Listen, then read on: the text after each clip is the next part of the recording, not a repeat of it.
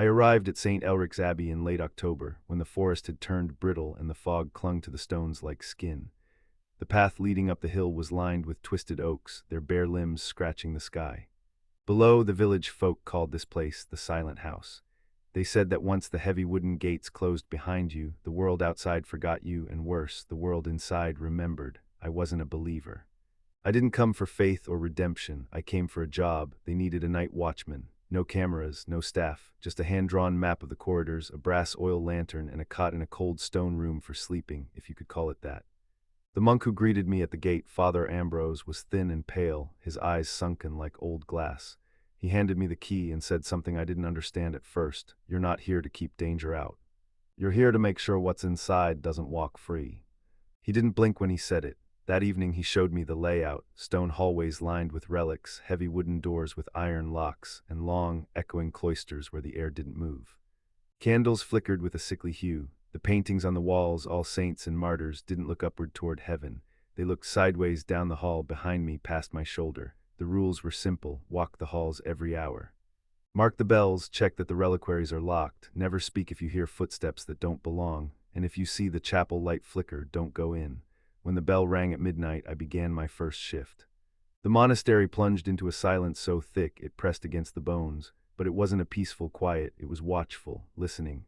My footsteps echoed unnaturally, the sound bouncing back too quickly, like someone else was matching my pace just a step behind. I paused near the cloister archway and held my breath. No sound, but I couldn't shake the feeling that I'd just interrupted something, not a conversation, not a ritual, but something older, something waiting. I was the night watchman. And I was alone, but it didn't feel like it. The second hour passed slowly. I moved down the eastern corridor, passing stained glass windows blackened by time and soot. Outside, the fog had thickened, no moon, no stars, just the vague outline of frost-covered trees pressing against the glass, as if the forest, too, leaned in to listen. Pinned to my belt was the worn list of rules. They'd been copied by hand, in the same narrow script I found scrawled across the margins of the Abbey's old record books. There were 13 in total. No one explained why. No one needed to. I read them again by the flickering flame of my lantern, pausing at the ones that made my stomach tighten. Rule 4, never open the reliquary door after midnight. Rule 7. If a name is whispered in the hallway, do not turn around. Rule 9, if you hear the organ play and no one is seated at the keys, do not listen. Leave, walk west, never east. Most rules made no practical sense. The reliquary hadn't been opened in decades. The organ hadn't worked since the last abbot died, but the tone wasn't suggestive. It was absolute. These weren't guidelines. They were boundaries drawn not for safety, but for containment. At 2:00 a.m., I returned to the chapel hallway. The candelabras lining the stone wall flickered in their sconces, but one flame had gone out entirely. I remembered what Ambrose said earlier, almost offhandedly, as he handed me the ring of keys. If the chapel light flickers or dies, you are not to enter. Pray if you must, but do not open that door. I stared at it now, door slightly ajar, the faintest scent of incense drifting through the crack. No sound, no wind, no movement, just a door that earlier had been locked with a key that I now felt digging into my palm. Something inside me wanted to peek, just a crack, just enough to assure myself that superstition had a limit. But another voice, deeper, more primal, whispered from my chest, "Don't give it your name," so I stepped back. And the candle relit itself, no spark, no breeze, just flame, sudden, sharp, and wrong. That was the first time I truly understood what the rules were, not warnings, but negotiations. The monks weren't guarding the abbey. They were bargaining with it, and now I was part of the deal. I don't know when I first noticed the door. It wasn't on any of the hand-drawn maps the prior monks had left, and I'd walked that hallway twice already on my rounds. But on the third pass, shortly after the chapel candle had relit itself, it was just there, heavy, iron-bound, set into the stone like a scar that the abbey had been trying to hide. It stood at the very end of the south corridor, the one that led nowhere, only to a bricked-up archway and a broken statue of St. Odile. But now there was a door. At first I thought my mind was playing tricks. The abbey was known to do that. Long corridors and cold drafts that whispered like voices, windows that rattled even when the wind was still. But this door was solid, its hinges rusted. Its surface engraved faintly, as though once marked with symbols long since scraped away. And it had a lock, not just any lock, but one unlike the others I'd encountered that night. Where most doors bore the same iron keyhole, circular and old, this one was shaped like a downward-facing triangle, etched with copper veins that pulsed faintly under the lantern light, as though remembering something. The monks had never mentioned it, no rule forbade its opening, and maybe that's what unsettled me most, because every rule in the Abbey was written for a reason, and this door, the one that should have had the most warnings, was absent from every page. I pressed my ear to the wood, no sound, no breathing, but there was warmth, not heat, not fire, something deeper, like the inside of lungs, like something was waiting behind it, not pacing or prowling but breathing, patient, still. I took a step back, my keyring jingled softly, and as I turned to leave, I caught sight of something carved into the stone to the right of the door, almost hidden behind a crumbling tapestry, in Namine Jew's non-scribendum. In his name not to be written, the Latin was rough, a monk's hand but hurried, like it had been scratched in during a moment of desperation. A warning not from a set of rules but from experience, one not meant for the record books. My lantern flickered, I didn't linger, but as I walked away I realized something chilling. The hallway had grown 2 steps longer than it had been before. I should have reached the corner already. I hadn't. The Abbey had shifted. And the door now behind me was no longer waiting to be found. It was waiting for me to return. That night there was no wind. The moon was hidden behind thick, wool-like clouds, casting the world into a darkness that felt damp and pressing.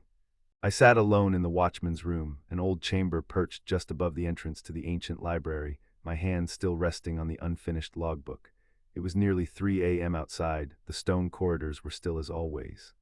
The oil lanterns began to dim, burning low with a faint crackle, releasing the soft scent of smoke and old wood. I reminded myself calmly, repeatedly, that nothing was out of the ordinary until I heard it, a whisper, soft, barely audible. And then, my child. I thought I'd misheard. It couldn't be. That voice, I hadn't heard it in nearly 2 decades. It was impossible. But it came again, clearer now, as if just behind me. Open the door, let your father in. I turned sharply. The room was empty. Just the grandfather clock ticking steadily in the corner, oblivious to the growing wrongness in the air. That voice, it was my father's. He had died 17 years ago. I remembered the burial, the scent of incense, the coldness of his hand in mine one last time. I clutched the prayer beads on my wrist, knuckles white. For the first time in years, my faith flickered like a candle caught in midnight wind. Beneath the library, you must open it. They sealed it away, it's trapped, it must be freed. The voice cracked, distorted, but it still bore the cadence I knew, the warmth I once trusted. Then it said my name again. Not as a plea this time, as a command. I stood, trembling, keys in hand. Some part of me knew, absolutely knew, that it could not be him. Whatever it was, it had borrowed my father's voice, his tone, his tenderness. It was a perfect mimicry. A hijacked memory, and yet my feet moved on their own, carrying me down the staircase toward the locked wooden door in the basement beneath the library. There had once been a red wax seal on that door. Now it was torn away. Beyond the wood lay darkness, not just the absence of light, but something aware, something ancient, a darkness that remembered, and it had learned how to speak in voices you loved. I've unlocked hundreds of doors in my life. Some stubborn with rust, stiff with the silence of disuse, like closed souls that refused to be known. Others opened far too easily, so smoothly that it made me suspicious, like this one, a soft, almost affectionate click. The bolt slid free without resistance, and the door eased open, not by my hand, but by some invisible will, as though it had been waiting, patiently, just for me. The wooden hinges groaned, not harshly, but like the soft cough of an old man disturbed in his sleep. The smell hit me next, damp, rotting earth, mold, and something else, something unmistakable to a scribe like me. The scent of burned parchment. I stepped closer, and what I saw was not a cellar, not a storage vault, but a staircase. A spiral staircase of stone, slick with moss, winding down into the earth like a corkscrew piercing bone. I've studied every blueprint, every ancient plan of this cathedral, every chamber, every hidden archive, every forgotten cellar, but never, not once, had I seen mention of this stairwell. It wasn't just old, it was alive. Each step groaned under my foot, not with physical strain, but with sound. A whispering, not air, not cracks in stone, but syllables, spoken in a language older than Latin, older than Scripture. Words I didn't understand, or maybe refused to understand. I pulled the oil lantern from its rusted sconce on the wall. It flickered with the last of its strength. I held it out and peered downward. There was no bottom, only the spiral. Swallowed by darkness, and something in that dark knew I was here. I placed one foot on the first step, then another. I paused on the third when I heard it, a bell, not the great bells of the cathedral tower, no, a soft, tinkling bell. Like a wind chime, except there was no wind. I looked up. The door I had entered through was now closed, silently, firmly, and I had not heard it shut. Then I heard it, breathing, not mine, from beneath, slow, even. A breath that did not belong to something living, but something waiting. I could still turn back, I could run, pretend I never saw it, but my feet remained, because I understood this was no longer about me. It was about all the names I had ever written, the names that had died, the names still clinging to the world above, and one name, mine, was already waiting at the bottom of the staircase. The steps seemed endless. Not just in length, but in memory. With each one I descended, something peeled away from me, not physically, but inwardly, like someone was turning pages of my mind, erasing old thoughts, inserting fragments I didn't recognize. My hand gripped the lantern tighter, but the flame inside trembled, as if frightened. Then the stairs stopped. I didn't reach a floor. I arrived. It felt like the stone had grown tired of spiraling and simply gave up, spilling me into a narrow corridor carved from black rock, veins of quartz running through it like frozen lightning. The air shifted, no longer damp. It was dry now, almost sterile. I took one step forward and stopped cold. The sound of my bootfall didn't come back to me. No echo. The hallway should have carried sound like a drum, but it absorbed everything. Even my breath felt swallowed. I called out just to test my own sanity. Is anyone here? Nothing, no bounce, no reverberation. Not even the sound of my own voice lingering in my ears. It was like the room refused to remember I'd spoken. And that's when I saw the door. Unlike the rest of this forgotten crypt, the door was pristine, oak inlaid with gold leaf, symbols etched so finely I couldn't tell if they were language or art. One of them looked like an eye, another like a bleeding quill. The latch was warm to the touch. I opened it slowly, and what I saw inside made my knees buckle. The chamber beyond was circular, lined with desks, 12 of them each facing inward, surrounding a central pedestal, and on every desk a ledger, a scribe's ledger, written in a language I couldn't read. But that wasn't the strangest part. Each ledger was open. Each one had the same final line, the same script, the same name, mine, my full name, and beside it today's date, no cause of death, just a symbol beside it. The same symbol I saw above the door, the bleeding quill. I stumbled back. And the flame in my lantern died, not flickered, died. I was plunged into pure silence, not darkness, because there was still a faint light emanating from the pedestal in the center of the room. A manuscript rested there. It was bound in flesh. And it was breathing. The manuscript on the pedestal wasn't still. At first I thought it was a trick of the low light, the kind of illusion your eyes make when they've stared too long into shadow. But then it shifted, a slow, rhythmic rise and fall, like the gentle inhale of a sleeping creature. The binding, stitched with thread so dark it looked like wire, flexed ever so slightly, and in that moment I realized with a sick lurch. The cover was not leather, it was skin. Human, by the look of it, stretched and inked and marked with something deeper than mere words. I wanted to back away. My body screamed to flee. But my feet were rooted, paralyzed by some combination of horror and fascination. A low hum began to vibrate in the bones of my chest, not a sound exactly, more like a pressure, like a memory trying to force itself to the surface. I stepped closer. There was no dust on the pedestal, no sign that this room had been undisturbed for centuries. In fact, it felt used, recent, maintained. The manuscript looked fed. Its surface glistened with a faint sheen of moisture, as though it had just finished being handled by someone or something. I reached out, hand trembling. The moment my fingers touched the cover, I felt it exhale. Not air, but knowledge. Images poured into my mind without permission. Fires devouring cathedrals, cloaked figures dragging corpses across marble floors, children with mouths sewn shut, whispering prayers through their teeth. And above it all, a name, my name.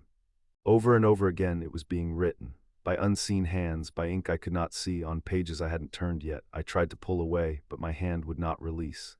The manuscript had claimed me. A voice whispered, not aloud but directly into my skull, "You write, and what you write becomes." I blinked. My hand was now holding a quill, not mine. Its feather was blackened, scorched at the tip. The ink pot beside the book was filled with a dark, slow-moving fluid, thicker than blood, glossier than oil. There was a blank page waiting, a blank page that breathed, and below it, an unfinished sentence, just 5 words. On this night, he... I stood frozen because I knew whatever I wrote next would happen, not metaphorically, not mythically, actually. And if I didn't write anything at all, the book would write for me, and it would not be kind. I stared at the sentence, 5 words hanging like a blade. On this night, he... The page pulsed faintly beneath my hand, like flesh with a heartbeat. I could feel the heat of it, warm, alive, and waiting. The quill trembled between my fingers, not from my fear, but as if it too were impatient. I wanted to step back, to scream, to drop the pen and run until the cathedral was a memory. But some force, ancient and coiled tight like a noose, kept me there, suspended in a moment that felt outside of time. The ink in the pot shimmered, and then I saw it move. It twisted upward in thin threads, slithering up the quill of its own accord. I didn't dip, I didn't write. The manuscript used me. My hand jerked forward. The quill met parchment, walked the hall and vanished. The ink hissed. A gust of air shot through the chamber, so sudden it blew out the candle behind me. The room dimmed and I spun around, heart thundering, but nothing had changed, or so I thought, until I looked back at the page. The words were gone. Not smudged, not faded, erased, as if they'd never existed, and in their place another sentence had formed in the same hand I had never learned but somehow understood. He disobeyed. The script glowed red for a second, then dimmed. I stumbled backward. No, I whispered, I didn't. The page flipped itself, a new leaf, blank and expectant, stared up at me, and then I heard it, footsteps, heavy, slow, deliberate, not mine. They echoed from the hallway I had entered minutes ago, each step growing closer, dragging behind it the weight of something I couldn't name. I turned toward the door, nothing there, but the steps did not stop. They moved through stone and shadow and silence. The manuscript pulsed again, hungry. I looked down. A new prompt had appeared. He will live if he. The sentence waited. The book didn't move this time. It let me choose. It was a test. I felt it. A bargain written in bone and memory. I had to finish the sentence, or something else would. My hands shook. My lips moved in silence. And then I wrote, he will live if he writes the truth. The moment the final letter curled into place, a cold wind swept through the chamber. The ink flared gold, then faded. Silence. The footsteps stopped. And far down the corridor, the bells of the cathedral began to toll, once, then twice, then not again. I waited, breath caught in my chest. The manuscript closed itself. I did not touch it, but its whisper lingered in my skull like a brand. Write carefully, for you are not the only one who reads. I didn't sleep that night. The manuscript sat shut, undisturbed on my desk, yet I kept feeling it breathe beneath the leather, as if the parchment within exhaled slowly through the seams. I lit no more candles. I didn't dare. At some point I must have nodded off. My head was on the desk, cheek pressed to the cold wood, and in that sliver of sleep I dreamed, no, not dreamed, witnessed. I was standing in the same scriptorium, but everything was older, dustier. The walls wept moisture like a crypt, and there in the corner sat a man in robes like mine, but thinner, gaunter, with hands stained black as if the ink had become part of his flesh. He looked up, slowly, and I knew his face. Not because I had seen him before, but because his face was mine. He raised a trembling hand and pointed to the manuscript. Only this time it wasn't closed, it was open, and the pages flipped on their own, faster and faster. Hundreds of leaves turning, each with names, places, dates, all written in the same hand, all bearing a final sentence. They were read. The man whispered something. I strained to hear it, pressing closer until I felt his breath against my face. His eyes, milky and burned out from too many nights with candles, stared into mine. And then he said, we were never scribes, we were vessels. The book remembers what the world forgets, but it always takes a price. I woke up gasping. The room was still dark, but the manuscript was no longer on the desk. My blood froze. I rose slowly, scanning the shelves, the floor, the corners. Nothing, not even a trace. Only when I looked at the chair, the one I had always used, did I see something new, a smear of ink, fresh, and then on the floor beneath it, a single parchment. I picked it up with shaking fingers. It read, the watcher behind the veil has opened its eye. No signature, no date, but written in my hand, and beneath it in smaller text, almost an afterthought, you look too long, now it sees you back. I dropped the page. The candle beside me flickered, though no wind stirred. The flame bent as if bowing to something behind me. And then, just faintly, like a voice trapped in the grain of wood, I heard a sound, a turning page, but I was alone, wasn't I? I didn't move for what felt like hours. My breath shallow, my eyes fixed on the empty desk, the dropped parchment still lying face up on the floor like a quiet accusation. Outside the scriptorium, dawn never came. Or perhaps it had, and the sun refused to enter this room. The candle burned lower, casting long, strange shadows that reached across the walls like fingers. Eventually, I gathered enough courage to lift the parchment again. You look too long, now it sees you back. Was it a warning, a prophecy, or simply a record? That word echoed again in my skull, record. The realization hit me with a sickening clarity. I wasn't just a scribe writing about others. I was being written. That's why the pages changed, why the names faded, why I dreamt the man with my face. I was part of the manuscript now, not as an author, but as content, and if the book wrote you, it owned you. I stumbled backward, tripping over the edge of a shelf. The room swayed, or maybe it was the walls themselves breathing again. Then footsteps, not heavy, not rushed, deliberate, barefoot, they came from the hallway. The long one leading to the cloister, the one we were told had been sealed off due to crumbling foundation. But I knew better now. The church didn't seal things to protect us from danger. They sealed things to protect danger from us. I pressed myself against the cold stone, heart racing. The footsteps stopped just before the door. No knock, no whisper, just stillness. Then the handle turned. I wanted to scream, but all I could do was watch. The door creaked open. But no one was there, just the hallway, impossibly dark, as if light itself had been bled dry within it. I stepped forward, slowly, and there it was lying neatly on the ground in the center of the hall, the manuscript, returned, intact. But heavier now, I could feel it like it had taken something from me. A weight in the air, in my bones, in my soul. I bent down and picked it up. The leather was warmer now, pulsing almost. When I opened it, the page was blank. Until it was, in smooth, unmistakable strokes, new ink began to appear. He returned to the book. He knew the cost, and still he turned the page. I stared, then the next line wrote itself. And in doing so, he made the final record. I looked up, the hallway was gone. The walls of the scriptorium had dissolved into shadow. There was only me and the manuscript and the page turning itself again, one final time. There was no sound, no breath, no heartbeat, only the whisper of parchment turning itself in an infinite room made of silence. I was no longer standing in the scriptorium I'd known. The wooden shelves, the drafty windows, the scent of wax and old paper, all of it had vanished. In its place was space, but not empty. It was shaped silence. The kind of silence that presses rather than comforts, a silence with weight. With memory, I blinked and the world responded. In the dark, countless pages floated, suspended like leaves in still water. Some fluttered with invisible wind. Others stayed motionless, inscribed with symbols I had never seen and yet somehow recognized. They pulsed faintly like hearts. I clutched the manuscript to my chest and it too responded. It breathed against me, warm and strangely calm, like a beast that had finally returned to its den. Then I heard it, not a voice. A scratching like quill on parchment. I turned slowly, and what I saw was not a figure, but a hand, pale, elongated, and jointed too many times, moving over a page that hovered in midair. The hand wrote in strokes that shimmered between language and image, script and scar. I stepped closer. The hand stopped. It did not flee. It waited. The manuscript in my arms vibrated. Another page inside it flipped open, and I saw my childhood, a scene of me sneaking into the library after evening prayer, copying the older monks' sermons in secret, longing to be seen. Flip. I saw my mother's illness, the reason I took vows in the first place, her hands trembling as she blessed me, asking me to remember her voice in my prayers. Flip. I saw the first time I ever lied in my record-keeping, omitting the name of a boy unjustly punished because I believed it was kinder than truth. The manuscript wasn't recording deaths, it was recording decisions, and the cost of those decisions rippled outward. That's when I realized the scriptorium wasn't a place, it was a threshold. Every scribe who had written here, every ink-stained hand, every trembling soul, had stepped into a realm where their words shaped more than memory. They shaped reality, and they were judged by what they chose to inscribe. The hand turned slowly, now facing me, not threatening, waiting. I looked down. A new page hovered in front of me, blank, and beside it, a single quill floating in the air. It tilted toward me as if offering itself. The manuscript whispered inside my mind now, no longer through words, but wait. A gentle question, will you write? I hesitated because I knew, once I wrote on that page, I wouldn't just be recording the world. I'd be shaping it, and the ink would not come from a bottle, it would come from me.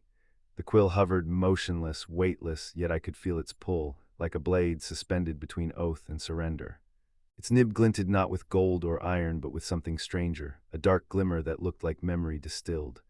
I reached out, and the moment my fingers closed around it, a shock coursed through my body, not pain, not quite, but recognition.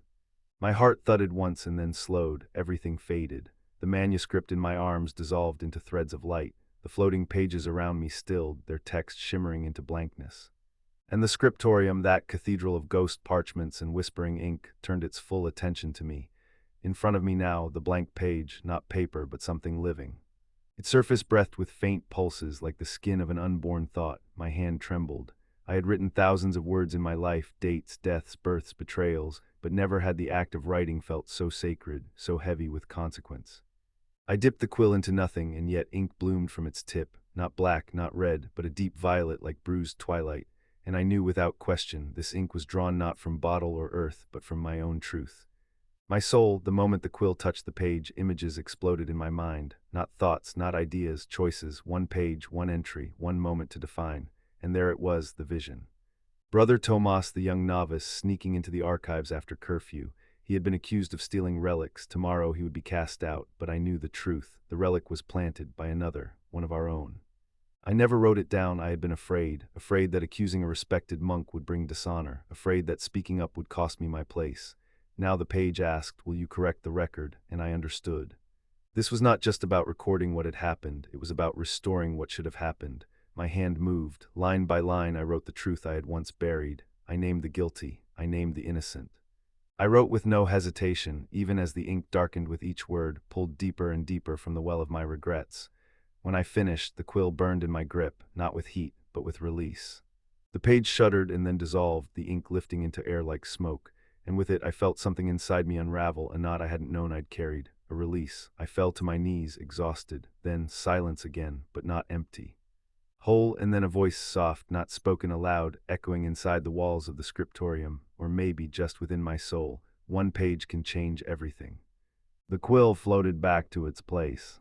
Another blank page hovered before me, and I realized this wasn't the end of the trial, it was the beginning. The new page hovered before me, not pristine, not inviting, but waiting. Like a judge without expression, it carried no malice, yet no mercy either, just the same unwavering demand, right, and this time the question it asked wasn't about others, it was about me. The quill drifted back into my palm, still warm from the last confession.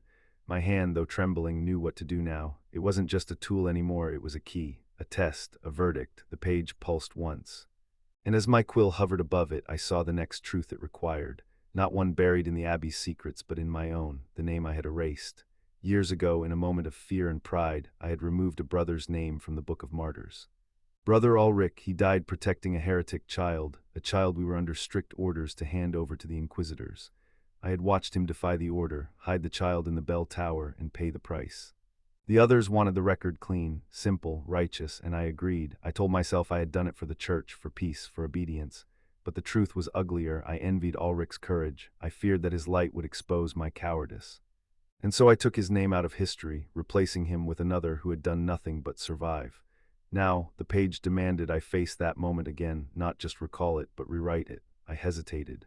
Because writing it down this time meant accepting that for decades, a lie had stood in place of a man's honor. That families had praised the wrong martyr. That prayers had been offered to the memory of a fraud, while the true hero's name lay silent in dust. Would the Abbey survive if I told the truth now? Would I? But the page pulsed again, and I understood something terrifyingly beautiful. Truth doesn't ask for permission, it waits, patiently, until you're ready to bleed, and I bled.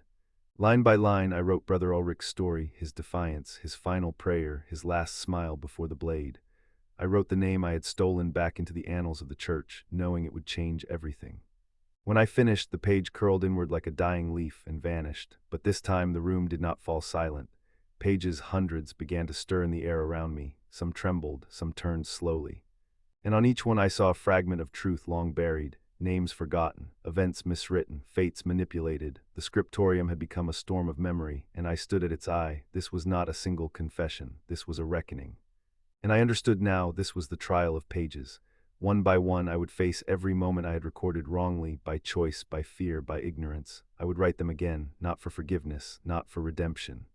But because truth, once seen, demands a hand to give it form, even if that hand shakes, even if that truth undoes the life that came before it, the trial had begun. The candles in the scriptorium began to flicker, not as though they were dying, but as if something unseen passed before them. Not wind, not breath, presence. I stood surrounded by swirling pages, each one alive with truth I had long forgotten or long denied. They spun gently in the air like ghosts waiting for their names, and then I felt it, not heard, not saw, felt, a coldness but not physical, a gaze but not from any direction. A pressure behind my eyes and beneath my ribs, like someone, or something, was leaning forward, observing me through a veil so thin it could be mistaken for shadow. Then, for the first time since the first page bled, I saw them. Figures in the corners of the room, not moving, not breathing, robes darker than night, faces hidden beneath hoods stitched from something that shimmered like wet ink. They stood completely still, like statues carved from spilled secrets. There were 4 of them, no 5. The 5th stood behind my desk. I hadn't heard it arrive. It held no book, no quill, just a single strip of vellum in its hands. I wanted to run, to scream, but a deeper instinct told me. If I moved, the page would be written without me, so I stayed, swallowed hard, and I asked the only question that didn't tremble in my throat. Who are you? The 5th figure tilted its head, not answering but acknowledging. And then in the stillness, the page it held began to write itself. No quill, no ink, just letters unfurling like wounds reopening. The scribe, once silent, begins to remember. Each truth reborn is a sin devoured. And then, below it, the scribes before him still watch. My blood ran cold. The watchers were former scribes, all of them. All those who had once held this role, who had faced the pages, confessed their histories, and recorded the forbidden truths. Their service had not ended with death. They had become the keepers of truth, bound to the ink, bound to the trial. And now I was being watched not as a man completing a task, but as a candidate for something far more ancient. This was never just about righting wrongs, this was initiation. I looked back at the fifth figure, its page was finished. It turned the vellum around. There, in stark black, my name and the date of my death, it was today. I staggered backward, breath ragged, but I wasn't dead, not yet. I understood the riddle. If I continued, if I completed the trial, if I wrote until all truths were freed, I would die not by blade, not by illness, but to become one of them, another watcher, a guardian of forgotten truth, a servant of ink, and somewhere deep inside me, the knowledge didn't terrify me. It belonged, because maybe the only true absolution is to let go of the man I was and become the memory that endures. I should have stopped writing. I should have run, but something stronger than fear kept my hand hovering over the page. A pull deep and ancient, like a gravity of the soul. The watchers didn't move. But I could feel their anticipation. Not malice, not kindness, just stillness, judgment without emotion. As if they too were waiting to see what I would do. I dipped the quill in ink. It trembled not from my hand, but from the ink itself. It shimmered in the candlelight, almost pulsing like something alive, like it remembered too much. I touched it to the parchment, and I wrote a name, but not just any name, a name I didn't know I knew. As soon as the final letter dried, the entire room groaned, like the stone walls themselves recoiled. One candle went out, then another, until the only light was the glow from the ink itself. I stared at the name. It was Latin, nor Greek, nor any language known to the monastery, but I understood it, not in translation, no, in meaning, because the name on the page was the name of something that should never have been remembered. Something that had been buried not under earth, but under time itself. A name that was erased not just from books, but from memory, from lineage, from creation. And now I had brought it back. The watchers stepped forward for the first time. I didn't move, I couldn't. The page beneath my hand began to blister. Yes, blister, like skin touched by flame. The ink ran, the letters writhed, trying to hide themselves. But it was too late. The name had been written. Spoken silently by the act of inscription. The fifth watcher extended a hand. Inside it, a page, blank, except for a single instruction burned across the top. Write what you remember of the forgotten. I looked around. The scriptorium was no longer a room. It was an echo, a space where time didn't pass. It watched, and now it was watching me. The name I had written was still alive in my mind. I couldn't unknow it. I couldn't lock it away again. So I wrote, and as I wrote, memories poured into me, not mine, not truly, but memories of cities erased from history, tongues never spoken aloud, rituals too precise to survive. Wars fought in shadows beneath cathedrals now turned to dust. It was like carving open a vault inside myself. Each word felt like pain, but also like truth. I was not just a scribe anymore, I was a witness. And if I stopped writing now, I would carry that name forever, alone. And I understood, in that terrible clarity only revelation brings, that's why the Watchers exist, to hold memory too dangerous for the world. To bleed so the world doesn't. I dipped my quill again, and I wrote. The quill scraped across the page with a sound like whispering teeth. It wasn't just ink anymore, it knew me. With every word I wrote, the ink didn't just record my thoughts, it anticipated them. It moved faster than my hand should allow. Letters curled with flourish I never learned. Sentences formed in languages I'd never studied, yet somehow I understood every syllable. It was like the ink remembered what I hadn't lived, like it pulled knowledge from a place beneath memory. And then something strange happened. The words began to shimmer. The letters twisted, not in disobedience but in evolution, one letter becoming many, one line opening to another. The parchment curled like breath on cold glass and the writing started to move, not metaphorically, literally. The page rippled, the ink slithered like veins under skin. I recoiled, heart pounding, but I couldn't stop. My hand kept moving. The quill held me, not the other way around. Then the pain began. It wasn't physical. Not exactly. It was like my soul was unraveling, thread by thread, thought by thought, woven into the story I was writing. The ink was taking more than words. It was taking me. I tried to lift the quill. My fingers wouldn't obey. My other hand reached for the page to tear it. And the watchers stepped forward, just a pace, no more, but enough. Their presence pressed on the room like stone. The fifth one, the one who'd handed me the blank page, tilted its head, slowly, as if reminding me, you began this. You will finish. And I understood, the ink wasn't stealing me. It was binding me to what I didn't know, but I suspected this wasn't just any relic. This page, this book I was creating, it was a vessel, a prison, a record, all in one. Whatever name I had written earlier, it wasn't just a secret. It was a seed, a dormant god, a curse, a thing that fed on attention that bloomed when remembered. and I, foolish scribe, had fed it. Now it wanted more. I looked down. The page I was writing on was no longer parchment, it was skin. My own, no older, human once maybe, but changed, preserved, marked with a language that shifted if stared at too long. I felt something at my feet. I looked down, ink creeping across the stone like frost. It was spreading from my desk across the scriptorium floor, toward the others, toward the monastery. I realized then this wasn't just a memory. This was an awakening, and I was the pen. The watchers stood silently. They did not stop me. They could not.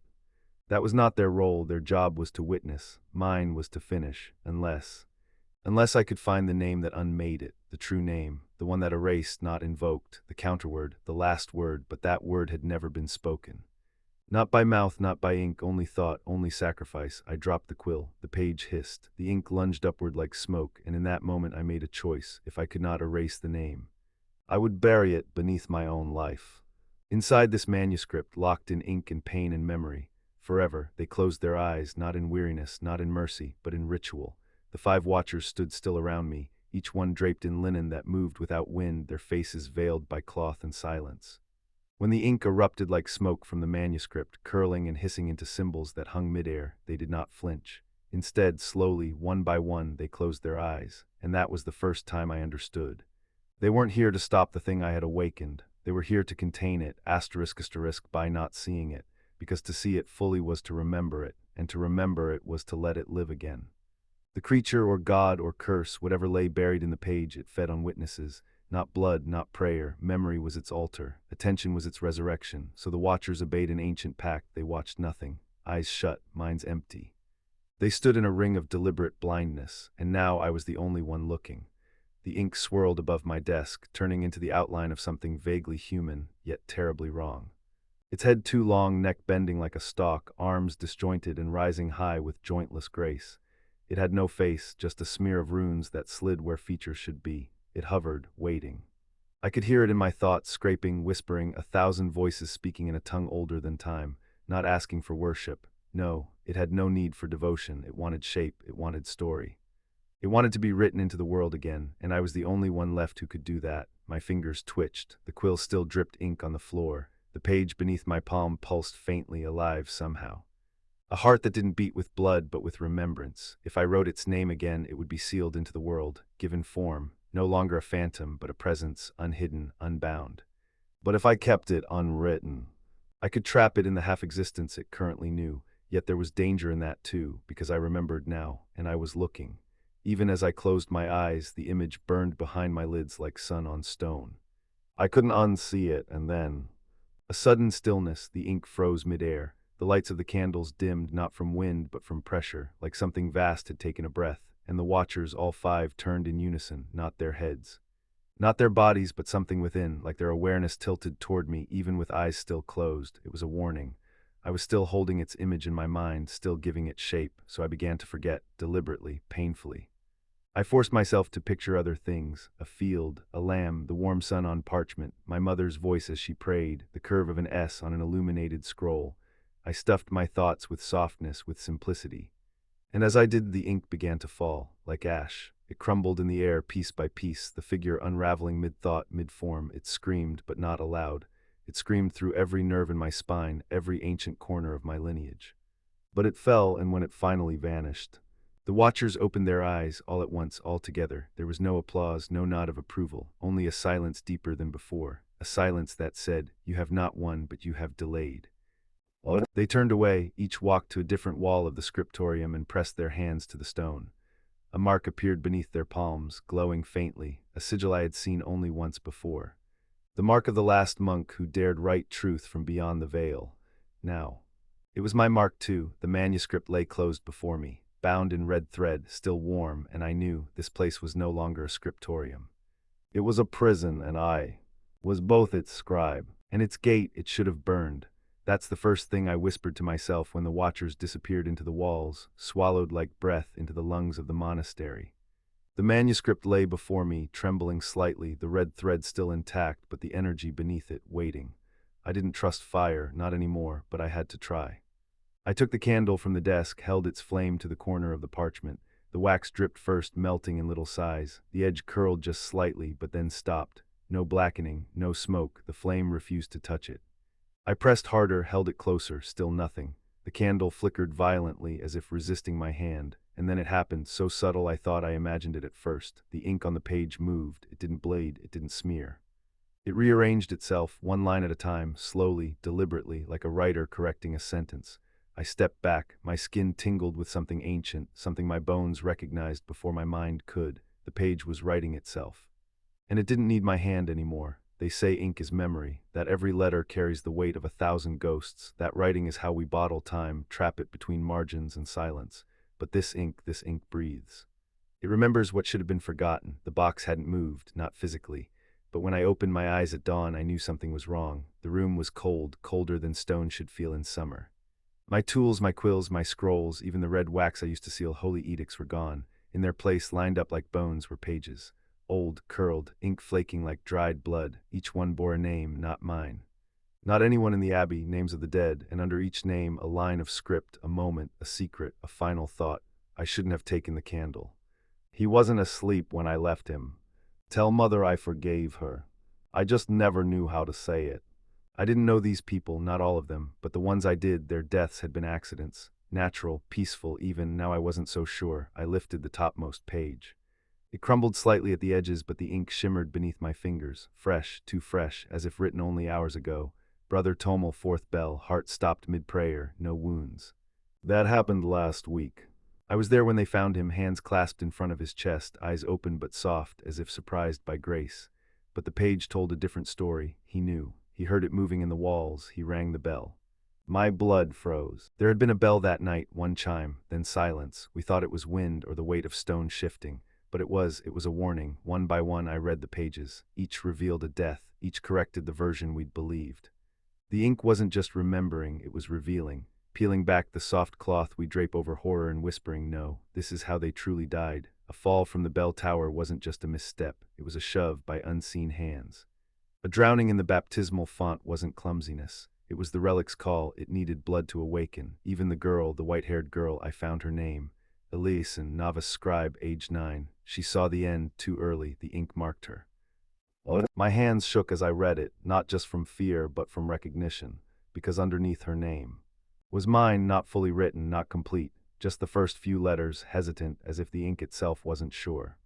But I knew what it meant. The page hadn't claimed me yet, but it would. I tore the paper in half. It screamed, not with sound, but inside me. A sharp, high-pitched pressure that clawed behind my eyes and made my teeth ache. Blood trickled from my nose. I dropped the page. It healed itself. Right before my eyes, the torn fibers stitched back together, ink sealing the wound like a second skin. It remembered the cut. It rejected the forgetting.